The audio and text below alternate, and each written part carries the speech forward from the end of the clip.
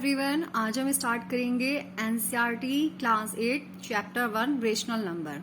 ठीक है, rational number की एक्सरसाइज स्टार्ट करने से पहले मैं कुछ इसकी प्रॉपर्टीज के बारे में बताऊंगी आपको कि properties of rational number, what is the properties of rational number.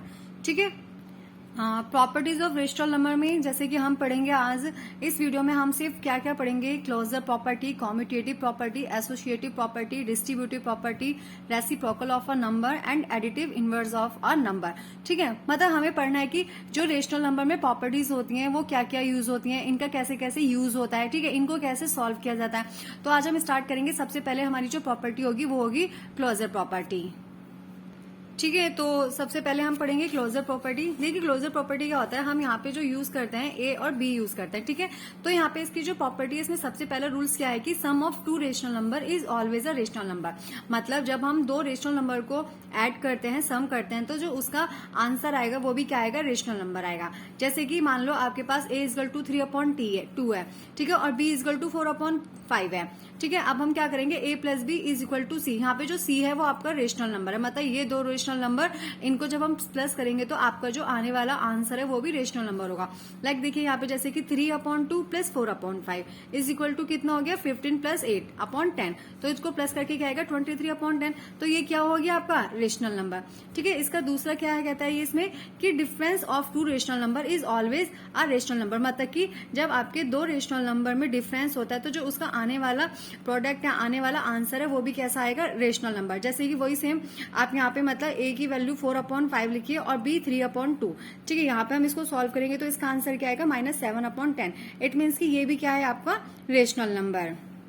ठीक है, इसमें थर्ड क्या कहता है इसका कि product of two rational number is always a rational number. मतलब कि इसका जो रूल्स है वो क्या होता है, A into B is equal to C. मतलब जब हम ए की मल्टीप्लाई बी में करेंगे तो जो आपका आंसर आएगा सी, वो क्या होगा आपका रेशनल नंबर। मान लीजिए यहाँ पे 8/4 रेशनल वो ए है। ठीक है, बी की वैल्यू 4/3 है। हम यहाँ पे मल्टीप्लाई करेंगे 8 4 जा 32 और 4 3 जा 12। तो ये क्या हो गया आपका रेशनल नंबर। तो यहाँ पे क्या शो होता है कि product of two rational number is always a rational number. ठीक है, अब हम बात करते हैं इसके डिवीजन की। तो यहाँ पे क्या कह रहा है कि division of two rational number may or may not be a rational number. मतलब कि जब हम डिवाइड करेंगे, जब हम डिवीजन करते हैं, ठीक है, क्लोजर प्रॉपर्टी में जब हम डिवीजन करते हैं, मतलब A/B इज इक्वल टू सी, ये जरूरी नहीं कि आपका रेशनल नंबर हो। क्योंकि मान लो आपके, देखो मैं एग्जाम्पल से समझाती हूँ उसको आपको। A इजक्वल टू हमने 5/3 करा, ठीक है, और B इजक्वल टू 1/2 करा। ठीक है, यहाँ पे हमने इनकी वैल्यू पुट कर दी, तो यहाँ पे तो आपका आंसर आ जाएगा 5 2 10/3। सपोज यहाँ पे अगर B की वैल्यू 0 दे देते हैं, ठीक है, तो क्या यहाँ पे आपका आंसर निकलेगा। तो यहाँ पे क्या हो जाता है, नॉट डिफाइंड। इट मीन्स की क्या नाम है, ये आपका रेशनल हो भी सकता है और ये रेशनल हो भी नहीं सकता। तो ये थी आपकी किसकी प्रॉपर्टी, क्लोजर प्रॉपर्टी। ठीक है, ये आपकी क्लोजर प्रॉपर्टी थी। अब हम आते हैं इसकी सेकंड प्रॉपर्टी में। Second is commutative property. ठीक है, इसमें जो हम रेशनल नंबर यूज करेंगे, ए और बी करेंगे, तो इसका रूल्स क्या है, पहला एडिशन इज कॉम्यूटेटिव। मतलब यहाँ पे हम क्या करते हैं, जैसे a plus B is equal to B plus A. जैसे मान लो हमने a 2/3 दिया है, ठीक है, b 7/8 है। ठीक है, अब हमने अगर हम इसे सॉल्व करेंगे तो वही आंसर आएगा जो b प्लस ए को सॉल्व करके आएगा। इट मीन्स की क्या है कि मतलब a plus B is equal to B plus A. तो जो ये एडिशन है वो क्या है, कॉम्यूटेटिव प्रॉपर्टी है। ठीक है, लेकिन जो सबसेक्शन होती है वो सबसेक्शन इज नॉट कॉम्यूटेटिव। कैसे, यहाँ पे हम a माइनस बी, ठीक है, और अगर हम यहाँ पे b माइनस ए, तो ये क्या होगा कि a minus B is not equal to b minus A. Example के तौर पे मैं यहाँ पे ऐसे देखते हैं, जैसे a 2/3 ले लिया, b हमने 7/8 ले लिया। पहले हम इसे सॉल्व करते हैं, तो यहाँ पे आएगा 16 - 21/24।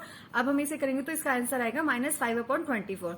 लेकिन अब हम यहाँ पे करते हैं b माइनस ए को, यहाँ पे हमारा जो आंसर आया सॉल्व करके वो क्या आया, 5/24। अभी देखिए ये तो आपका माइनस में आ रहा है और ये आपका प्लस में आ रहा है। इट मीन्स कि मतलब दोनों जो left hand side and right hand side is not equal.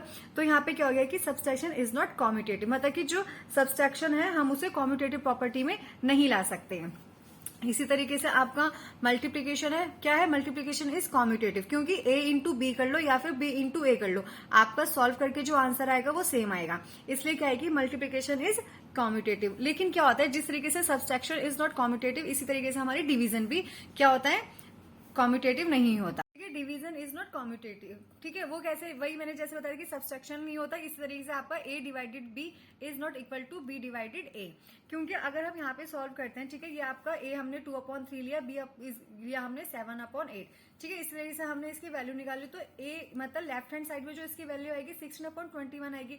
लेकिन अगर हम बात करते हैं राइट हैंड साइड की, तो इसकी जो वैल्यू आएगी वो आएगी 21/16। इट मीन्स की left hand side is not equal to right hand side. तो क्या हो गया कि डिवीजन इज नॉट कॉम्यूटेटिव, मतलब कि जो ये डिवीजन है, सब्सट्रैक्शन, ये कॉम्यूटेटिव प्रॉपर्टी के अंदर नहीं आता। लेकिन एडिशन एंड मल्टीप्लीकेशन की क्या होता है, आपका कॉम्यूटेटिव प्रॉपर्टी होती है।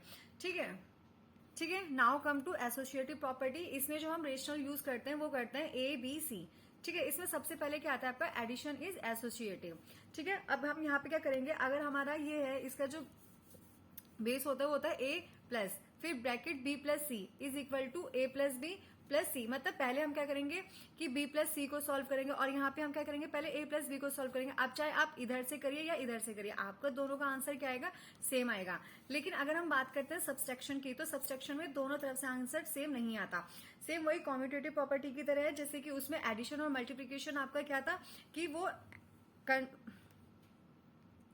वो कम्यूटेटिव है। इसी तरीके से यहाँ पे आपका जो एडिशन और मल्टीप्लिकेशन है वो आपका क्या है, एसोसिएटिव प्रॉपर्टी है। लेकिन सब्सट्रैक्शन और डिवीजन वो आपका एसोसिएटिव प्रॉपर्टी में नहीं ऐड होता।